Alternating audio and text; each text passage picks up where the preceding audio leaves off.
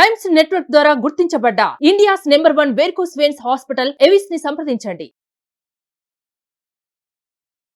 Hello sir. Hi అండి నాగరాజ్ గారు. Sanjay Roy polygraphy టెస్ట్లో ఏం బయటపడింది? సంజయ్ రాయ్ అని పాలిగ్రఫీ టెస్ట్ చేశారు, దాని రిజల్ట్స్ కొన్ని వచ్చాయండి. దీనికి ముందుగా ఇప్పుడెందున వార్త ఏంటంటే, వెస్ట్ బెంగాల్లో నబనా అన్న హౌస్ ఉంటుంది, దాన్ని సెక్రటరియట్ అంటారు. ఎట్లయితే స్టేట్ సెక్రటరియట్ అని మనం ఎలా అంటామో, ఆ సెక్రటరియట్ హౌస్ని నబనా హౌస్ అంటారు. ఈ నబనా హౌస్ మీద ఈరోజు మార్నింగ్ నుంచి ఇప్పటివరకు 4500 మంది ధర్నాలు నిరసన రూపకంతో అటాక్ చేయడానికి ముందుకొచ్చారు.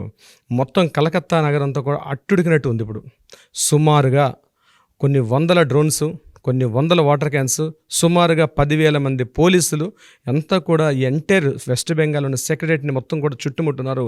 ఏ క్షణం ఏదైనా జరగవచ్చు. దానికి సంబంధించిన న్యూస్ కూడా నెక్స్ట్ మనం అప్డేట్ చేసే పనిలో మనం ప్రయత్నించేద్దాం. సో ఇక ఈ సంజయ్ రాయ్ విషయానికి మనం పాలిగ్రఫీ టెస్ట్కి వచ్చినట్లయితే, సంజయ్ రాయ్ పాలిగ్రఫీ టెస్ట్ చాలా గమ్మత్తుగా జరుగుతుందని వర్డ్ వాడచ్చు. కవితా సర్కార్ ఈ కేసులో ఎంటర్ అయిందో అక్కడి నుంచి పరిణామాలు త్వరితగతిన మారిపోతున్నాయి.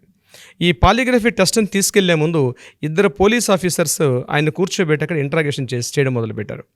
ఇంట్రాగేషన్ చేసినప్పుడు అతను కొన్ని విషయాలు వెల్లడించాడు. ఏమైనా విషయాలు వెల్లడించాడు? ఆగస్టు 8వ తారీఖు నుంచి ఆగస్టు 9 రాత్రి వరకు, అంటే 9వ తారీఖు ఉదయం వరకు ఏం జరిగింది అని కొంత డీటెయిల్గా చెప్పడం జరిగింది. అది నేను మీకు అందజేసే ప్రయత్నం చేస్తాను. ఆగస్టు మధ్యాహ్నం 1:30 ఆ టైంలో తన ఫ్రెండ్, అతను కూడా కోవర్కరే, అతనితో పాటు ఇద్దరు కలిసి ఎక్కడెక్కడో తిరిగారట, బయట వేరే ప్రాంతాలు ఎక్కడ తిరిగారు. అక్కడి నుంచి ఈవినింగ్ అరౌండ్ 4:30 నుంచి మెల్లమెల్లగా సమీకరణాలు మారాయి. 4:30కి వీళ్ళందరూ సోనాగచ్చి వెళ్ళడం, సోనాగచ్చిలో ఇద్దరు కలిసి హౌస్కి వెళ్ళారు. దాన్ని ఏమంటారంటే సెక్స్ వర్కర్ హౌస్కి వెళ్ళారు. కానీ అక్కడ సెక్స్ వర్కర్తో పాటు ఈయన చేయలేదట. లోపల వాళ్ళ ఫ్రెండ్ వెళ్ళి పార్టిసిపేట్ చేసి వచ్చాడు. అప్పటి వరకు బయట వెయిట్ చేస్తున్నాడు సంజయ్ రాయ్. అవునా? ఎగ్జాక్ట్. అతను అందులో పార్టిసిపేట్ చేయలేదు అని చెప్పడం జరిగింది. ఎగైన్ అక్కడి నుంచి అంటే అతను కోఆపరేట్ చేయలేదు, ఎక్కడో తేడా జరిగింది. ఆ ఫ్రెండ్ని పంపించాడు, ఈయన మాత్రం అక్కడే వెయిట్ చేశాడు, ఇతను లోపలికి వెళ్ళలేదు. కట్ చేస్తే మళ్ళీ అక్కడి నుంచి అరౌండ్ 6:30, 7 o'clockకి అక్కడి నుంచి చుట్ల అన్నటువంటి మరో ప్రాంతానికి వెళ్ళారు. అక్కడికి వెళ్ళేసరికి అక్కడ కూడా ఇతను ఎవరితో కూడా పార్టిసిపేట్ చేయలేదు, వాళ్ళ ఫ్రెండ్ వెళ్ళాడు, వీడు బయట వెయిట్ చేస్తున్నాడు. ఈ ఆన్ ద వేలో వెళ్తున్న సందర్భంలో ఒక ఉమెన్ని వీళ్ళ మధ్యలో కొంత అంటే ఈ టీజింగ్లో చేశారు. ఆ అమ్మాయిని కాస్త చీరగుంజడం అట్లాంటి ఏదో సమ్ కామెంట్స్ చేశారు. అవి మనకి సీసీ ఫుటేజ్లు కూడా బయటపడ్డాయి. దాని గురించి పోలీస్ ఇంటరాగేషన్ అడిగేటప్పుడు ఆ విషయాలు కూడా వెల్లడించాడు సంజయ్ రాయ్. ఒప్పుకున్నాడు, ఆ విషయం నేను చేశాను సార్ అని చెప్పి ఒప్పుకున్నాడు. అయితే లోపల చుట్ల ప్రాంతంలో కూడా నేను పార్టిసిపేట్ చేయలేదు, మా ఫ్రెండ్ వెళ్ళాడు, వచ్చేసాడు. నేను బయట వెయిట్ చేస్తునేటప్పుడు నా గర్ల్ ఫ్రెండ్ ఉంది, నా గర్ల్ ఫ్రెండ్కి నేను ఫోన్ చేసి నాకు అర్జెంటుగా న్యూడ్ ఫొటోస్ కావాలి, నీ యొక్క బేర్ బాడీ న్యూడ్ ఫొటోస్ నాకు పంపించమని చెప్పి నేను అడిగాను. ఆ అమ్మాయి నాకు బేర్ బాడీ న్యూడ్ ఫొటోస్ నాకు పంపించింది అని చెప్తున్నాడు సంజయ్ ఈ విషయం సంబంధించి. సో నేను ఆ న్యూడ్ ఫొటోస్ చూసుకుంటూ బయట వెయిట్ చేశాను. నా ఫ్రెండ్ లోపలికి వెళ్ళాడు, వచ్చేసాడు. మరలా ఇద్దరం అక్కడి నుంచి 11:30 ఆ ప్రాంతంలో నేను ఆర్జికర్ మెడికల్ కాలేజ్కి వచ్చా. ఆర్జికర్ మెడికల్ కాలేజ్లో నేను డ్రాప్ అయిపోయాను. మా ఫ్రెండ్ వెళ్ళిపోయాడు అక్కడ నుంచి. వెళ్ళే ముందు మేము ఏం చేసామంటే, ఆ బయట వస్తూ ఆన్ ద వేలో ఒక లిక్కర్ బాటిల్ తీసుకొని ఇద్దరం కూడా చక్కగా లిక్కర్ తాగాం. వెళ్ళేటప్పుడు లిక్కర్ తాగాం, వచ్చేటప్పుడు కూడా లిక్కర్ తాగాం. అయితే నేను పార్టిసిపేట్ చేయలేదు. ఇది ఒక సంచలన వార్త. మనం ఇంతకు ముందే అనుకున్నాం ఇతను అందులో పార్టిసిపేట్ చేశాడని మనకి సిబిఐ వాళ్ళు చెప్పిన ఇంట్రాగేషన్లో అని చెప్పారు. కానీ ఈరోజు పాలిగ్రాఫ్ టెస్ట్లో ఆయన చెప్పిన విషయం ఏంటంటే, నేను ఎక్కడా పార్టిసిపేట్ చేయలేదు, కానీ మా గర్ల్ ఫ్రెండ్ పంపించిన న్యూడ్ ఫొటోస్ నేను చూస్తున్నాను, నాకు తెలియని ఏదో ఉద్రేకం వచ్చింది అని చెప్పడం జరిగింది. అక్కడ కట్ చేస్తే నేను ఆ రోజు రాత్రి 11:30 ఆ ప్రాంతంలో ఆ చెస్ట్ హాస్పిటల్ దగ్గరికి వెళ్ళాను. వెళ్ళేటప్పటికే నేను పర్సన్స్ ఎవరిని ఐడెంటిఫై చేయలేదు, ఎవరిని విక్టిమ్ అమ్మాయిని కూడా నేను చూడలేదు. జస్ట్ ఏదో పని మీద అలా లోపలికి వెళ్తే వెనక్కి వచ్చేసాను, నేను వాష్రూమ్ దాకా వెళ్ళి వచ్చేసానని చెప్పాడు. అంతే, అయిపోయింది అక్కడితోటి. కట్ చేస్తే మార్నింగ్ 4:30కి నాకు నిద్ర పట్టలేదు, బయట రోమింగ్ చేసి తిరుగుతున్నాను. నాకు నిద్ర పట్టకపోతే నేను 3rd ఫ్లోర్లోకి వెళ్ళాను.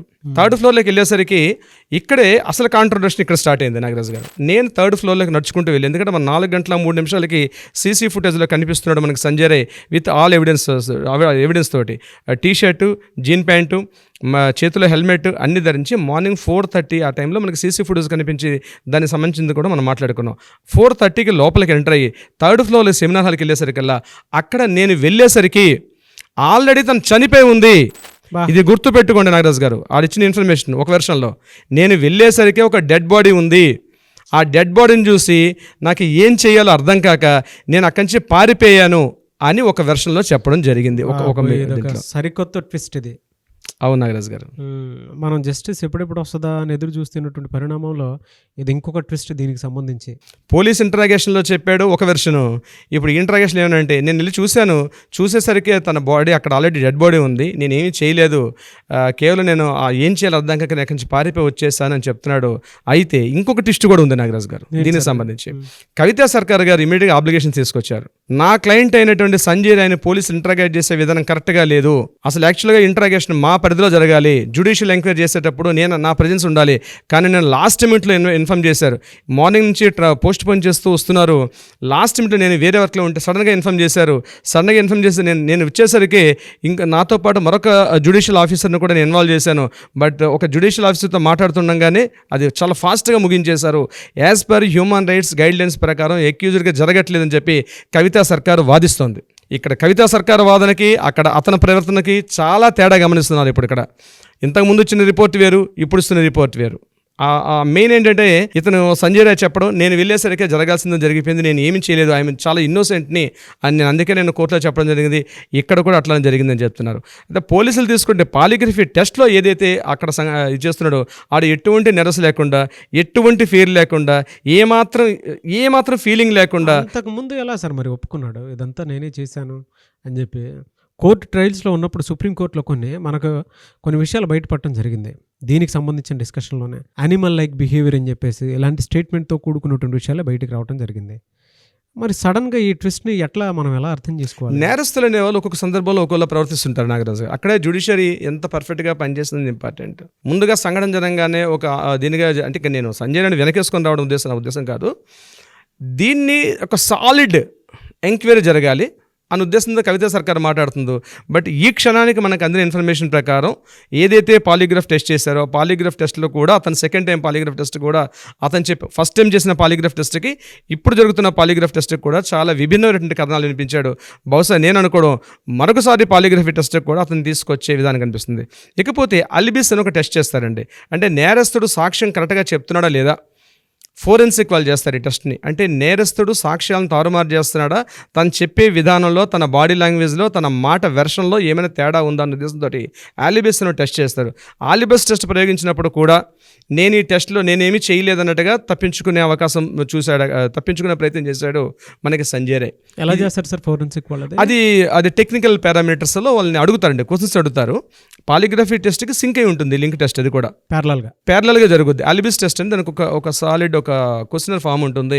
ఎలక్ట్రోడ్స్ వాళ్ళ బాడీకి అయితే క్లఫ్స్ ఎప్పుడైతే పెడతారో దాంతో పాటు అడగడం జరుగుతుంది. సో సిమిలర్ టెస్ట్ ఉంటుంది, similar test. But the test is different for, అది చాలా ఈ టెర్రరిస్టులకి వాళ్ళకి చేస్తారు ఆలిబిస్ టెస్ట్.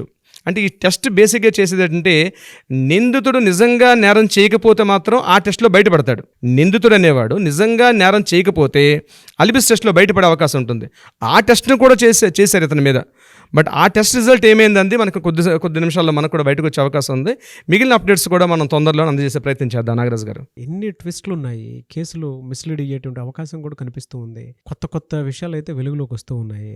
మరి ఎప్పుడు దీనికి జడ్జిమెంట్, అంటే ఎలా ఎన్ని ట్విస్టులు ఉన్నప్పుడు? అంటే నాగరాజ్ గారు, ఏదైతే ఇప్పుడు జరుగుతున్న సంఘటనలు మనం చూసినట్లయితే ఇప్పటివరకు మనం లా అండ్ ఆర్డర్ వెర్షన్స్లోనే మనం వెళ్తున్నాం. ఇప్పటిదాకా జ్యుడిషియరీ నిన్న స్టార్ట్ అయింది. యాక్చువల్గా జ్యుడిషియరీ ఎంక్వైరీ ఇప్పుడు నిన్న స్టార్ట్ అయింది. నాకు తెలిసి ఇంకా రకాల ట్విస్టులు వస్తాయి. రేపు సందీప్ ఘోష్ కూడా జ్యుడిషియరీ కస్టడీలో తీసుకున్న తర్వాత అతని మీద పాలిగ్రాఫ్ టెస్ట్ తర్వాత మరికొన్ని నిజాలు బయటపడే అవకాశం కూడా ఉంటుంది దీంట్లో. అంటే ఇవంతా కూడా ఏంటంటే ఏవైతే జరుగుతున్న పరిణామాలన్నీ మనం దగ్గరగా చూసినట్లయితే ఒక మంచి మార్పుకు అందిస్తాయి. సత్వర న్యాయంతో పాటు సరైన న్యాయం కావాలి. సత్వర న్యాయం ఒకటే కాదు నాగరాజు గారు, సరైన న్యాయం కావాలి. అందుకనే బహుశా సుప్రీంకోర్టు వాళ్ళు September 5th వరకు ఛాన్స్ ఇచ్చారు ఇంట్రాగేషన్ చేసుకోమని చెప్పి. ఇంత టైం తీసుకోవడానికి కారణం ఆల్మోస్ట్ 10 days పైన పెట్టారు. సుప్రీంకోర్టు సెషన్ వల్ల September 5th జరుగుతుంది చంద్రచూడ్ గారు ఆధ్వర్యంలో. ఈ 10 days టైం వాళ్ళకి తెలియనటువంటి ఏవో రకరకాల కోణాలు పరిశీలించారు కాబట్టి 10 days టైం తీసుకున్నారు ఈ యొక్క కేసు సంబంధించి. ఎందుకంటే కేవలం ఇక్కడ సంజయ్ రాయ్ ఒక్కడనే అతను చేసి ఉండొచ్చు, అయినప్పటికీ కూడా ఇతనితో పాటు ఇంకా ఎన్ని తలకాలు ఉన్నాయి, ఎవరెవరు ఇందులో మొత్తం ఇప్పటి వరకు 42 మంది పర్సన్స్ అరెస్ట్ చేశారు నాగరాజ్ గారు. 42 members ఇందులో ఇన్వాల్వ్ చేసి అరెస్ట్ చేస్తున్నారు. మనం కేవలం సంజయ్ రాయ్, సందీప్ ఘోష్ మాట్లాడుతున్నాం కాదండి. ఆ వెర్షన్ కాలేజీకి వెర్షన్కి వెళ్ళినట్లయితే అక్కడ సందీప్ వశిష్ఠ్ కూడా ఉన్నాడు, వైస్ ప్రిన్సిపాల్. ఈరోజు కూడా ఆయనకి అక్కడ పాలిగ్రాఫ్ టెస్ట్ అవుతుంది ఆయనకి కూడా. సో ఒక్కటే పాలిగ్రాఫ్ కాదు, 4 స్టూడెంట్స్ ఉన్నారు. వాళ్ళకి పాలిగ్రాఫ్ టెస్ట్ కూడా అయింది, వాళ్ళ నుంచి రిజల్ట్స్ కూడా మనం తీసుకోవాలి. ఇట్లా అనేక పాలిగ్రాఫ్ టెస్టులు, అనేక ఇన్వెస్టిగేషన్లు, ఇంట్రాగేషన్స్ ఇవన్నీ జరిగిన తర్వాత ఫైనల్ రిపోర్ట్ వస్తుందండి.